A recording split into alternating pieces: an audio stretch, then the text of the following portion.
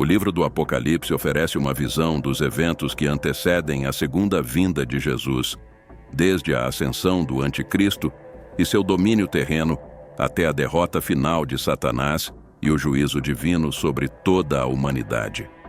Ao examinarmos as visões registradas pelo apóstolo João durante seu exílio na ilha de Patmos, percebemos que este livro não apenas descreve poeticamente o fim dos tempos, mas também apresenta uma série de eventos futuros de forma sistemática, incluindo os 7 selos, os 4 cavaleiros, as 7 trombetas e as 7 taças da ira de Deus. Neste vídeo, vamos nos concentrar especificamente nessa última série de juízos divinos.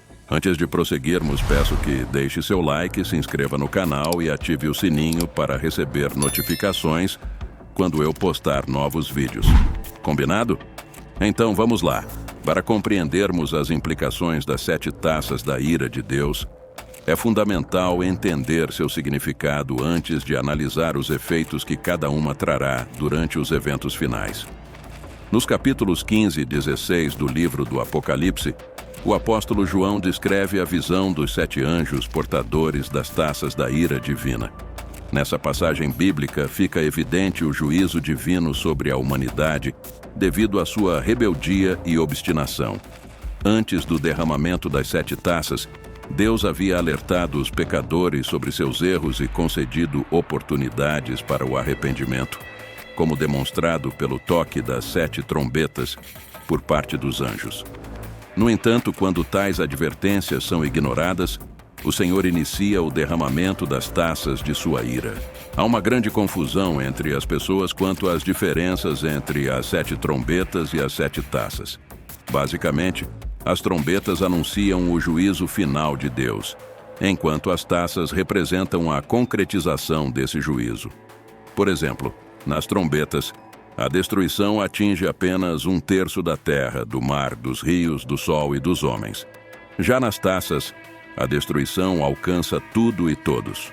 No início do capítulo 15, o apóstolo João descreve o momento em que viu um anjo segurando as taças com as 7 pragas de Deus, que representam a plenitude da sua ira sobre a terra.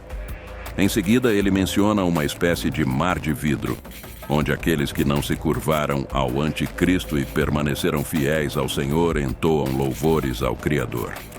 Estes estão protegidos do que ocorrerá durante o derramamento das 7 taças.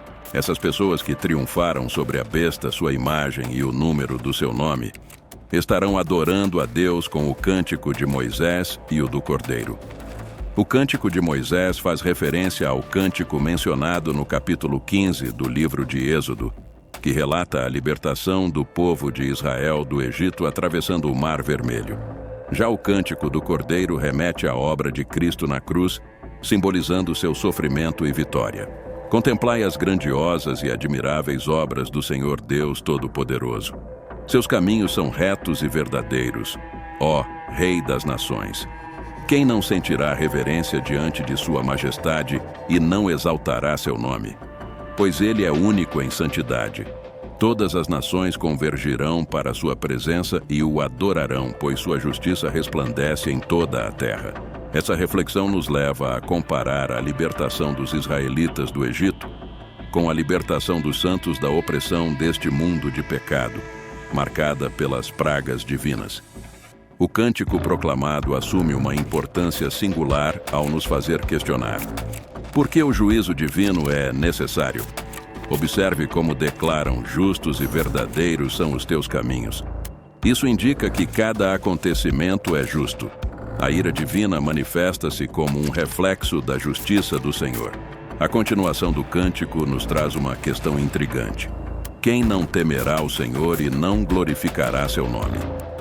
Em outras palavras, podemos nos perguntar se alguém seria tão audacioso a ponto de não reverenciar o santo nome de Deus diante de sua grandeza e poder. A resposta para esse questionamento será explorada ao longo deste vídeo. Assim como em muitas passagens do livro de Apocalipse, essa seção está repleta de referências ao Antigo Testamento. Além do cântico de Moisés, as próprias taças se assemelham às pragas que assolaram o Egito no passado. Por exemplo, Quando o apóstolo João testemunha a abertura do santuário celestial, evoca-se a imagem do tabernáculo, erguido por Moisés no deserto, onde a Arca da Aliança repousava, simbolizando a presença divina entre o povo de Israel. A visão dos 7 anjos com as 7 pragas da ira de Deus envoltos em linho puro e cinturões de ouro lembra vividamente os sacerdotes do Antigo Testamento, que atuavam como mediadores entre Deus e os homens.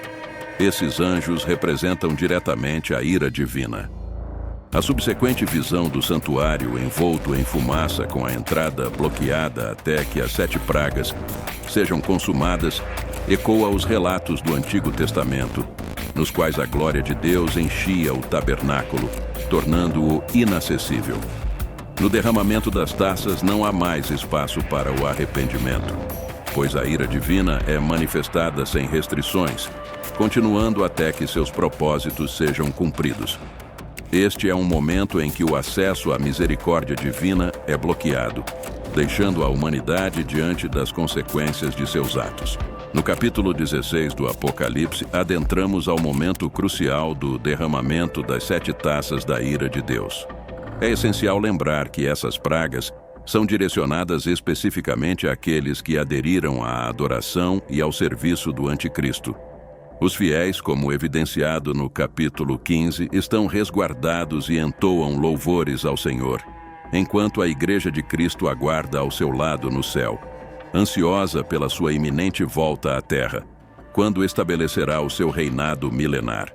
Agora, adentremos ao detalhamento dessas 7 taças. A primeira taça, João registra: Então ouvi uma voz poderosa vinda do santuário dizendo: Aos 7 anjos é dado derramar sobre a terra as 7 taças da ira de Deus. E o primeiro anjo derramou sua taça sobre a terra. E feridas malignas e dolorosas afligiram aqueles que portavam a marca da besta e adoravam sua imagem.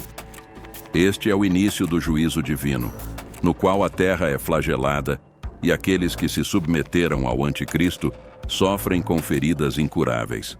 João retrata vividamente a angústia daqueles que rejeitaram a Deus, mergulhados em um sofrimento terrível e indescritível. A segunda taça, conforme está registrada, diz: O segundo anjo derramou sua taça no mar, e este se tornou como o sangue de um cadáver, e toda criatura viva no mar morreu. Aqui, testemunhamos o desdobramento da segunda taça, na qual o mar se transforma em um cenário de morte, tingido de vermelho como o sangue de um corpo sem vida. Cada ser vivente do mar perece diante desse flagelo. Enquanto nas trombetas apenas 1/3 do mar foi afetado, agora o oceano inteiro é atingido. Isso ilustra a devastação completa da natureza sob o juízo e a majestade de Deus. Durante o despejamento da terceira taça, um evento terrível ocorrerá, certamente causando pavor em todos os que optaram por não seguir os caminhos do Senhor. Conforme as Escrituras, o terceiro anjo derramou sua taça nos rios e nas fontes de água, e eles se tornaram sangue. Observe que os ímpios responsáveis pelo derramamento do sangue dos santos e profetas serão compelidos a beber dessa água transformada em sangue. Esta é uma demonstração vívida da justiça do julgamento divino, conforme ecoado pelo anjo que tem autoridade sobre as águas. O altar, em resposta, concorda com a justiça dos juízos do Senhor, ressaltando a manifestação da verdade e da retidão em suas ações. Ao consultar o livro do Apocalipse, mais especificamente o capítulo 6, versículos 9 a 11, observa-se que, durante a abertura do 5º selo, os indivíduos que foram martirizados devido à sua fé clamam por justiça divina contra aqueles que os executaram. Agora, durante o derramamento da terceira taça, essas preces são atendidas por Deus, que toma vingança daqueles que foram responsáveis por suas mortes. É por isso que, no versículo 7, um anjo entoa: Ó Senhor Deus Todo-Poderoso, teus juízos são verdadeiros e justos. Na efusão da 4ª taça, a sentença divina sobre os descrentes se intensificará. Encontramos registrado assim: O 4º anjo verteu sua taça sobre o sol, ao qual foi conferido o poder de queimar os homens com fogo. Estes foram afligidos pelo intenso calor e blasfemaram o nome de Deus que detém controle sobre essas aflições. No entanto, recusaram-se a se arrepender e a glorificá-lo. Nessa instância, a quarta taça será derramada sobre o sol, resultando na queima dos homens devido ao calor abrasador. Se durante as trombetas, quando o sol foi obscurecido, os homens não se arrependeram, agora enfrentarão as consequências. Ignoraram o aviso de Deus quando o sol perdeu seu brilho, mas agora sentirão o calor ardente que ele infligirá à terra. Além disso, esta passagem indica que, mesmo sob a ira do Senhor, as pessoas persistirão na sua falta de arrependimento, em vez de exaltar o seu nome e implorar por sua misericórdia, elas blasfemarão contra ele. No Cântico dos Santos, conforme registrado no capítulo 15, é feita uma indagação crucial. Quem não temerá e não glorificará o teu nome, ó Senhor? A resposta é clara. Mesmo diante do castigo, o homem tão cegado em sua perversidade blasfemará contra o Deus Todo-Poderoso. Quanto à quinta taça da ira de Deus, esta será derramada diretamente sobre Satanás. O texto sagrado descreve: o quinto anjo verteu sua taça sobre o trono da besta, mergulhando seu reino em densas trevas de angústia. Os homens, afligidos por dores e feridas, mordiam suas próprias línguas e blasfemavam contra o Deus Celestial. No entanto, persistiram em não se arrepender das obras malignas que haviam praticado.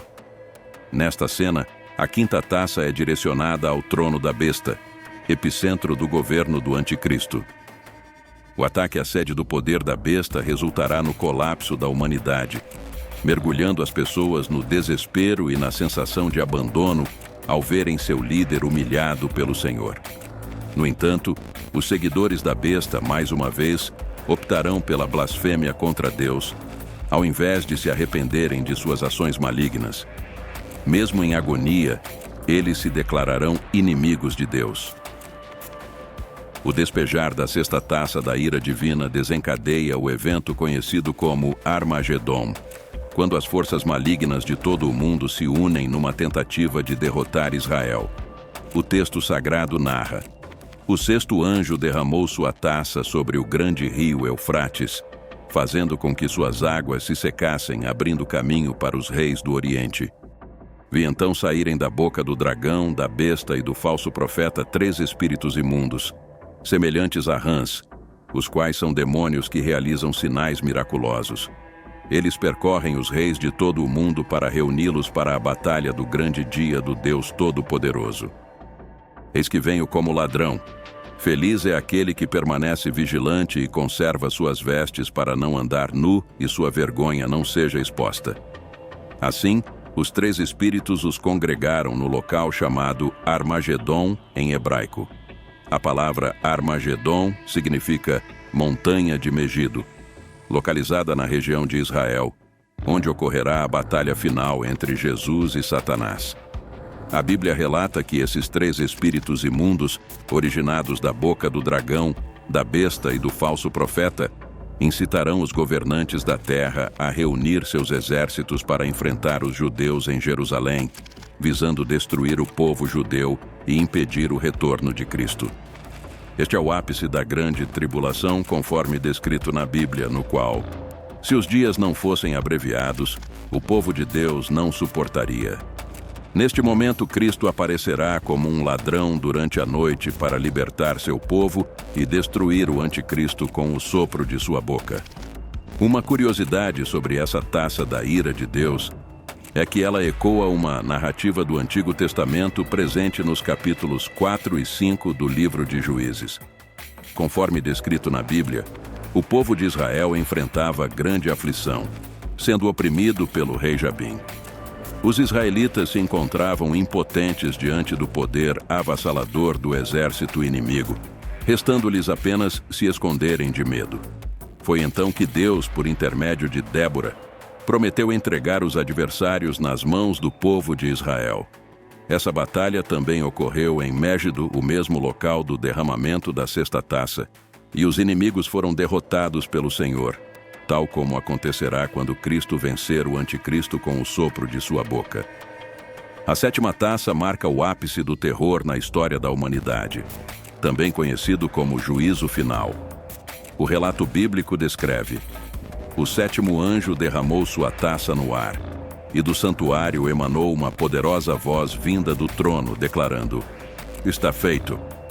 Imediatamente houve relâmpagos, trovões e um terremoto de proporções nunca vistas, desde que o homem existe sobre a terra. A grande cidade se dividiu em 3 partes, e as cidades das nações desmoronaram. Deus então lembrou-se da grande Babilônia e entregou-lhe o cálice do vinho do furor de sua ira. As ilhas desapareceram e as montanhas foram niveladas. Enormes pedras de granizo, cada uma pesando cerca de 35 quilos, caíram do céu sobre os homens. Em resposta, eles blasfemaram contra Deus. Tal era a terrível praga que enfrentavam. João testemunhou uma voz surgindo do santuário, proclamando: está feito. Esta era a voz divina anunciando o fim da ira de Deus sobre a terra. O mundo então experimenta o desenlace da taça contendo o vinho do furor divino, conforme mencionado em Apocalipse, capítulo 14. Em seguida, a grande Babilônia é despedaçada e o império do Anticristo é aniquilado. Cidades e nações são arrasadas, ilhas mudam de lugar, montanhas são niveladas e grandes pedras caem do céu sobre aqueles que se recusaram a servir ao Senhor. Todo esse cenário representa o terrível dia do juízo de Deus para os pecadores. Portanto, meus amados irmãos e irmãs, é hora de aproveitar a oportunidade que Deus nos concede para nos arrependermos de nossos pecados e recebermos Jesus Cristo como nosso único Senhor e Salvador. Somente assim estaremos livres do juízo e da condenação eterna. Amém? Não se esqueça de inscrever-se no canal para receber novas histórias enigmáticas como essa. E assista também o vídeo recomendado que está aparecendo em sua tela.